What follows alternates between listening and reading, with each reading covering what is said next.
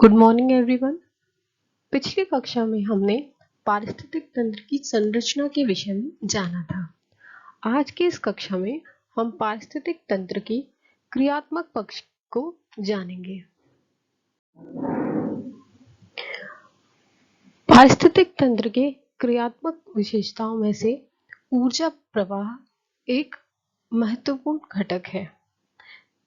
पारिस्थितिक तंत्र के ऊर्जा प्रवाह को समझने के लिए आज की इस कक्षा में हम फूड चेन या खाद्य श्रृंखला, विभिन्न प्रकार की खाद्य श्रृंखलाएं, खाद्य जाल तथा इकोलॉजिकल पिरामिड्स के बारे में जानेंगे। ऊर्जा प्रवाह किसी पारितंत्र की कार्यात्मक विशेषता है जो उन्हें गतिशील बनाती है। पारितंत्र में ऊर्जा की गति की दिशा जो है वो निश्चित है। हम सभी जानते हैं कि प्रकृति में ऊर्जा का प्रमुख स्रोत सूर्य है। सूर्य से प्राप्त प्रकाश ऊर्जा को पौधे ग्रहण करके खाद्य पदार्थ का निर्माण करते हैं। इन्हीं खाद्य पदार्थ को सभी जीव भोजन के रूप में प्रत्यक्ष अप्रत्यक्ष रूप से ग्रहण करते हैं, जो उन्हें ऊर्जा देता है। इस प्रकार हम देखते हैं कि ऊर्जा हेतु या हम कह सकते हैं कि भोजन हेतु एक पारिस्थितिक तंत्र के सभी जैविक घटक एक दूसरे से संबंधित होते हैं। तो किसी भी पारिस्थितिक तंत्र में जीव जंतुओं के भोजन से संबंधित इस कड़ी या श्रृंखला को आहार श्रृंखला कहते हैं। या हम इसे इस तरीके से परिभाषित कर सकते हैं। खाद्य श्रृंखला विभिन्न प्रकार के जीवधारियों का वह क्रम है जिसके द्वारा पारितंत्र में हरित पादपों या उत्पादक से ऊर्जा का स्थानांतरण होता है। हरे पादपों द्वारा निर्मित खाद्य पदार्थों से प्राप्त ऊर्जा का विभिन्न जीवों को क्रमवार स्थानांतरण खाद्य श्रृंखला कहलाता है।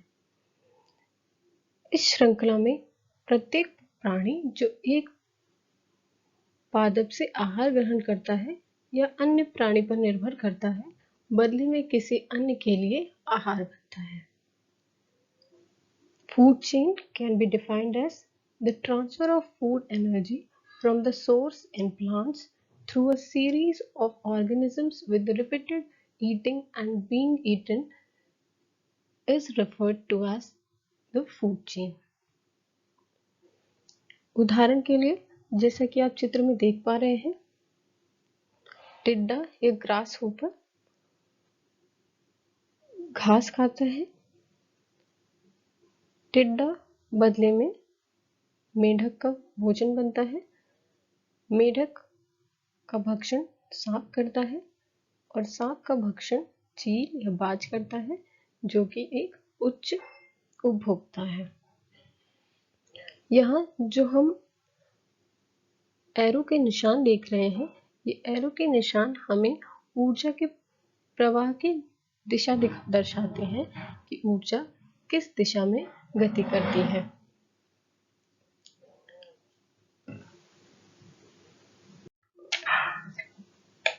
आइए अब हम विभिन्न प्रकार की खाद्य श्रृंखलाओं के बारे में जानेंगे।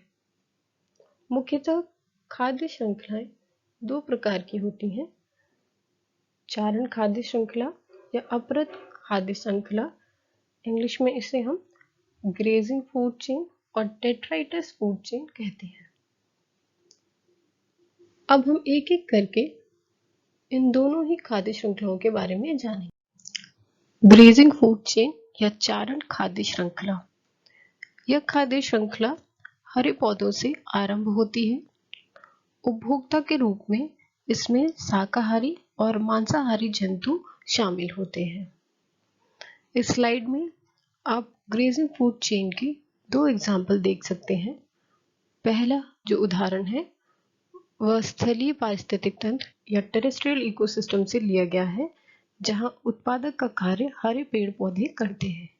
जबकि दूसरा जो उदाहरण है वह जलीय पारिस्थितिक तंत्र या एक्वेटिक इकोसिस्टम से लिया गया है, जहां पादप का कार्य फाइटोप्लैंक्टन्स या पादप प्लवक करते हैं। डेट्राइटस फूड चेन या अपरत खाद्य श्रृंखला मृत कार्बनिक पदार्थ तथा मृत जीवों से आरंभ होती है। यह अपघटकों से मिलकर बनती है जो मृत कार्बनिक सामग्री के खंडन द्वारा ऊर्जा एवं पोषण प्राप्त करते हैं।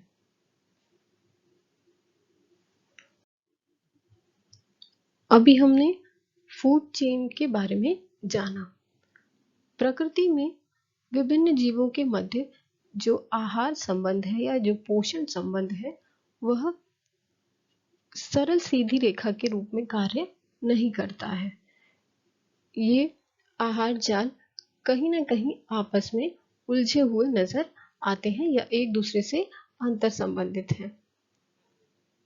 खाद्य श्रृंखलाओं का यह प्राकृतिक अंतर संबंध एक आहार जाल का निर्माण करता है या The interlocking of many food chains is called food web। जैसा कि आप चित्र में भी देख सकते हैं कि किस प्रकार विभिन्न खाद्य श्रृंखलाएं एक सीधी सरल रेखा के रूप में न होकर आपस में उलझी हुई हैं, जिससे एक जाल जैसा आकृति का निर्माण हो रहा है। इसे ही हम फूड वेब या खाद्य जाल कहते हैं। खाद्य जाल बहुत ही महत्वपूर्ण है क्योंकि इससे किसी भी पारिस्थितिक तंत्र की स्टेबिलिटी के बारे में पता चलता है। जितनी ही ज्यादा ऐसे लिंक्स होंगे फूड चेन्स के बीच में उतनी ही ज्यादा एक इकोसिस्टम स्टेबल होती है। आइए अब हम ट्रॉफिक लेवल्स या पोषक स्तरों के बारे में जानते हैं। सभी जीव अपने पोषण या आहार के स्रोत के आधार पर आहार श्रृंखला में एक विशेष स्थान ग्रहण करते हैं, जिसे ट्रॉफिक लेवल या पोषण स्तर कहते हैं। ट्रॉफिक शब्द ग्रीक शब्द से बना है जिसका अर्थ होता है नरिशमेंट या पोषण। उत्पादक प्रथम पोषण स्तर में आते हैं, शाकाहारी प्राथमिक उपभोक्ता दूसरी पोषण स्तर में एवं मांसाहारी तीसरे पोषण स्तर से संबंधित होते हैं। उच्च मांसाहारी चौथे पोषण स्तर पर आते हैं। बाद के पोषण स्तरों पर ऊर्जा की मात्रा घटती जाती है। विभिन्न पोषक स्तरों या जीवों के बीच यदि खाद्य या ऊर्जा संबंध को जोड़ें तो पिरामिड के समान एक आकृति उभर कर आती है, जिसका आधार चौड़ा और शीर्ष की ओर यह सकरा होता जाता है। आइए अब हम इसे परिभाषित करते हैं। पोषक स्तरों के मध्य खाद्य या ऊर्जा संबंधों का चित्रात्मक प्रदर्शन पारिस्थितिक पिरामिड कहलाता है या graphical representation of trophic structure and function is called ecological pyramid. यहाँ प्रोड्यूसर्स या उत्पादक पिरामिड का आधार बनाते हैं और बाकी उपभोक्ता उसके अगले स्तर बनाते हैं। आइए अब हम इकोलॉजिकल पिरामिड्स के टाइप्स जानते हैं। इकोलॉजिकल पिरामिड्स मेनली 3 टाइप के होते हैं: pyramid of number, pyramid of biomass and pyramid of energy. अब हम एक एक करके इन सभी पिरामिड्स के बारे में। पिरामिड ऑफ नंबर्स या संख्याओं का पिरामिड विभिन्न पोषक स्तरों पर उपस्थित जीवों की संख्याओं के मध्य संबंध को दर्शाता है। यहाँ प्रकृति में बहुलता में पाए जाने वाले जीव पिरामिड का आधार बनाते हैं। उदाहरण के लिए एक ग्रासलैंड इकोसिस्टम में उत्पादकों की संख्या प्राथमिक उपभोक्ताओं की संख्या से अधिक होती है,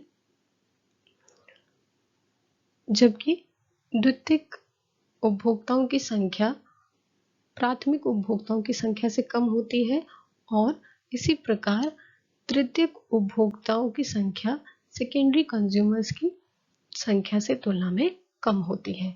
इस प्रकार एक सीधा पिरामिड प्राप्त होता है।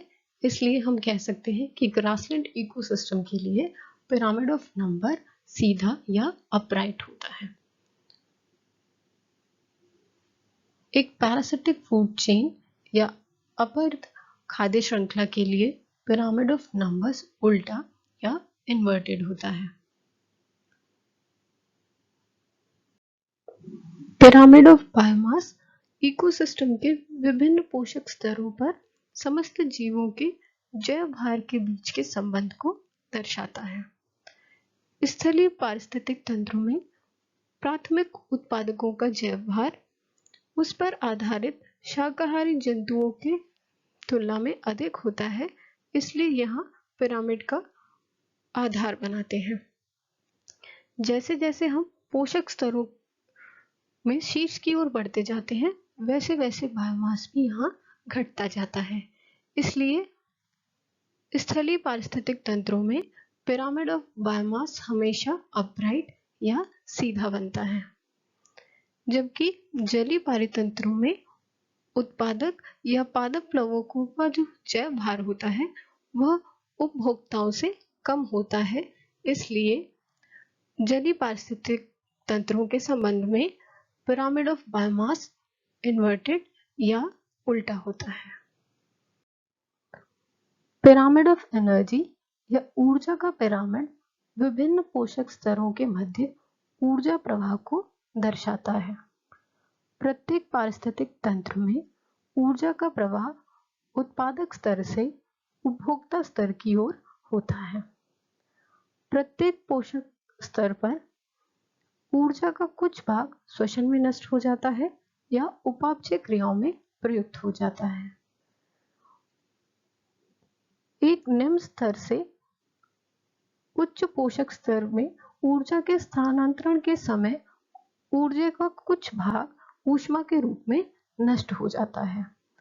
इस प्रकार हम देखते हैं कि जैसे जैसे हम पोषक स्तर में शीर्ष की ओर बढ़ते जाते हैं, वैसे वैसे ऊर्जा की मात्रा कम होती जाती है।